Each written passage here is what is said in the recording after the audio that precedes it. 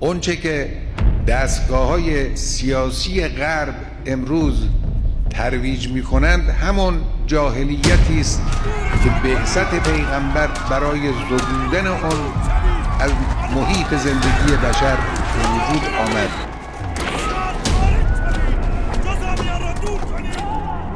نباید تصور کرد که این جاهلیت مخصوص جزیره العرب و عرب‌های مکه و حجاز و بقیه نقاط بود.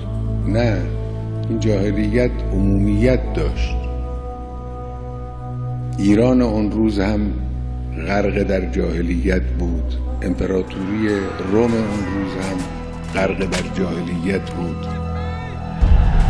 مخصوص جزیره العرب نبود. همه دنیا اینجوری بود. در یک چنین شرایطی خورشید اسلام طلوع کرد. نشانه های همون جاهلیت امروز در دنیا، در این تمدن رایج فاسد غربی مشاهده میشه. همون بی‌عدالتی، همون تبعیض، همون نادیده گرفتن کرامت انسان، همون عمده کردن مسائل جنسی و نیازهای جنسی. فرق این جاهلیت با جاهلیت صدر اول، جاهلیت اولا به تعبیر قرآن، این است که امروز جاهلیت مسلح و مجهز است به سلاح علم، به سلاح دانش.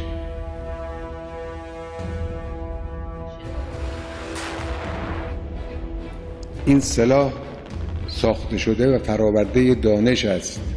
ابزارهای اطلاعاتی دارن، ابزارهای امنیتی دارن، ابزارهای عظیم تبلیغاتی دارن. اینا فراورده های علم است. همش در خدمت همون شهوت و غضب.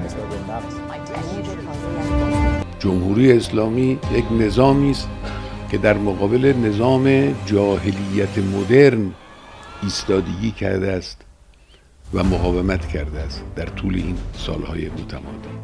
لذا جاهلیت مدرن با همه ابزارهای خودش به دشمنی با او برخاست. با ابزار سلاح نظامی، با سلاح فرهنگی، با ابزارهای نوپدید و جدید، با ابزار تحریم اقتصادی، همه نوع ابزاری رو علیه جمهوری اسلامی به کار برده است.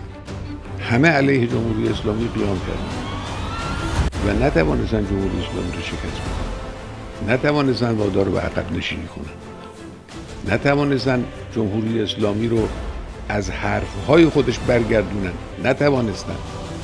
چرا نتوانستند؟ چون جمهوری اسلامی خیلی قوی است.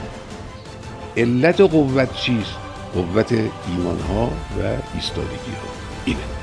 یعنی اینجا میرسیم، شما میبینید این زنجیره بسیار مهم آخرش منتهی میشه به شهدا، به جانبازان، به فداکاران، به ایثارگران، به اینا منتهی میشه. اینا